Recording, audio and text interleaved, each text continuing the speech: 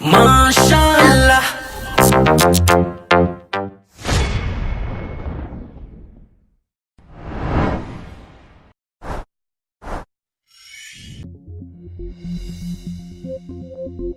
नमस्ते दोस्तों, आई के स्टडीज सीरीज पर आप सभी का स्वागत है।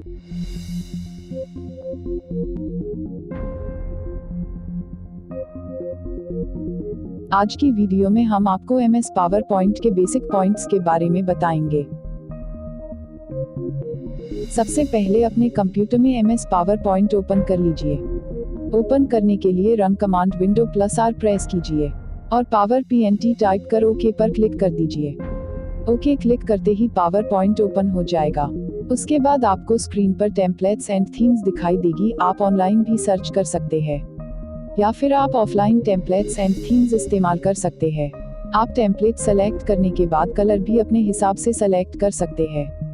आप अलग अलग डिजाइन वाली टेम्पलेट्स सेलेक्ट कर सकते हैं।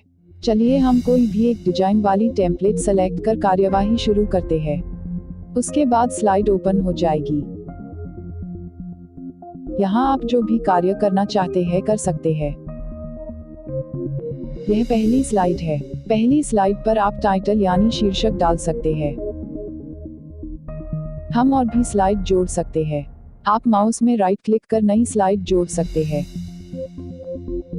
या होम मेनू में भी न्यू स्लाइड का ऑप्शन मौजूद है। यहाँ से आप नई स्लाइड प्रेजेंटेशन में जोड़ सकते हैं।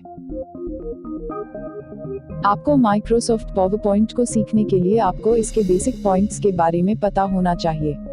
नीचे जो रिबन है इससे आपको आपकी प्रेजेंटेशन से जुड़े पहलुओं के बारे में पता चलेगा, जैसे कितनी स्लाइड अभी प्रेजेंटेशन में मौजूद है, स्पेलिंग एरर कितने हैं। उसके बाद सबसे ऊपर आपको होम लिखा नजर आ रहा होगा, यह होम मेन्यू है।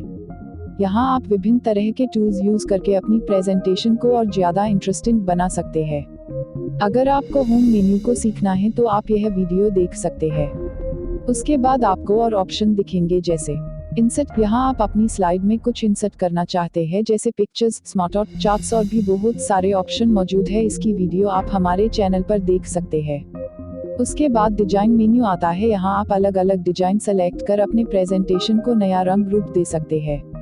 उसके बाद ट्रांजिशन मेन्यू आता है। यहाँ आप अलग अलग ट्रांजिशन अपने स्लाइड के लिए सेलेक्ट कर सकते हैं। उसके बाद एनिमेशन मेन्यू आता है। यहाँ आप अपने ऑब्जेक्ट यानी टेक्स्ट एंड इमेज पर एनिमेशन लगा सकते हैं। उसके बाद स्लाइड शो मेन्यू आता है। यहाँ आप अपने हिसाब से स्लाइड शो की टाइमिंग सेलेक्ट कर सकते हैं। उसके बाद रिव्यू मेन्यू आता है। यहाँ आप अपनी स्पेलिंग और लैंग्वेज पर ध्यान दे सकते हैं। उसके बाद व्यू मेन्यू आता है। यहाँ आप अपनी प्रेजेंटेशन को किस तरह से देखना चाहते हैं। अगर आपको ये सभी ऑप्शन सीखने हैं तो आप हमारे चैनल को सब्सक्राइब करें। उसके बाद मसला है कि अपनी प्रेजेंटेशन को सेव कैसे किया जाए। सबसे पहले जो आपको फाइल ऑप्शन नजर आ रहा है उस पर क्लिक कीजिए। उसके बाद सेव पर क्लिक कीजिएगा और फोल्डर सेलेक्ट कर सेव पर क्लिक कर दीजिए। यह काम आप शॉर्टकट की Ctrl+S द्वारा भी कर सकते हैं। या अगर आप अपनी प्रेजेंटेशन को क्लोज करेंगे तो माइक्रोसॉफ्ट आपसे पूछेगा ही कि आप अपनी फाइल को सेव करना चाहते हैं या नहीं। सेव करते ही फाइल आपकी फोल्डर में सेव हो जाएगी। आपको सेव ऑप्शन टॉप रिबन पर भी नजर आएगा। उसके बाद अंडू रीडू के शॉर्टकट ऑप्शन आते हैं। उसके बाद स्लाइड शो का ऑप्शन आता है। इससे आप अपनी स्लाइड प्ले कर सकते हैं।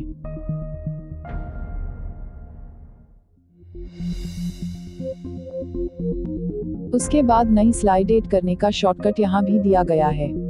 आप अलग अलग तरह की स्लाइड लेआउट को अपनी प्रेजेंटेशन में इस्तेमाल कर सकते हैं। अब आपको स्लाइड पर कुछ एक ऑप्शन नजर आ रहे हैं। यहाँ से आप पिक्चर्स, वीडियोस या स्मार्ट आर्ट इंसर्ट कर सकते हैं। क्लिक करते ही फाइल एक्सप्लोरर ओपन हो जाएगा। आप कोई भी इमेज अपनी प्रेजेंटेशन के लिए सेलेक्ट कर सकते हैं जैसे हमने करी है। पिक्चर से जुड़ा टाइटल आप हेडिंग में डाल सकते हैं। आप राइट क्लिक कर पिक्चर को क्रॉप भी कर सकते हैं। आप अलग अलग कंटेंट के हिसाब से लेआउट सेलेक्ट कर सकते हैं। जैसे अगर आप डिफरेंस दिखाना चाहते हैं तो आप यह लेआउट सेलेक्ट कर सकते हैं और डिफरेंस प्रेजेंट कर सकते हैं। उसके बाद नीचे उसी रिबन पर राइट साइड नोट्स का ऑप्शन आता है। यहाँ आप नोट्स एडिट कर सकते हैं। उसके बाद कमेंट का ऑप्शन आता है।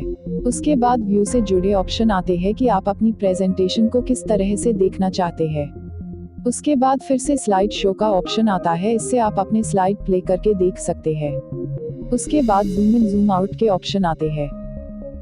उसके बाद अगर आप ऊपर क्विक एक्सेस टूलबार अपने हिसाब से कस्टमाइज कर सकते हैं, आप शॉर्टकट्स अपने हिसाब से जोड़ सकते हैं। अब आप थोड़ी प्रैक्टिस करें जिससे आपको बेसिक ऑप्शन याद हो जाएंगे। इस वीडियो में हम सभी पॉइंट्स नहीं जोड़ सकते, इसलिए अगर आपको MS पावर पॉइंट से रिलेटेड और भी वीडियोस देखनी है तो आप हमारे चैनल की MS power point playlist check कर सकते हैं। धन्यवाद।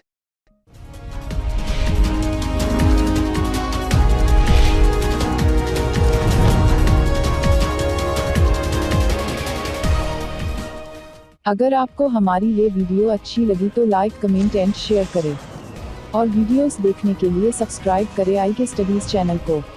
आपका अपना चैनल हिंदी में।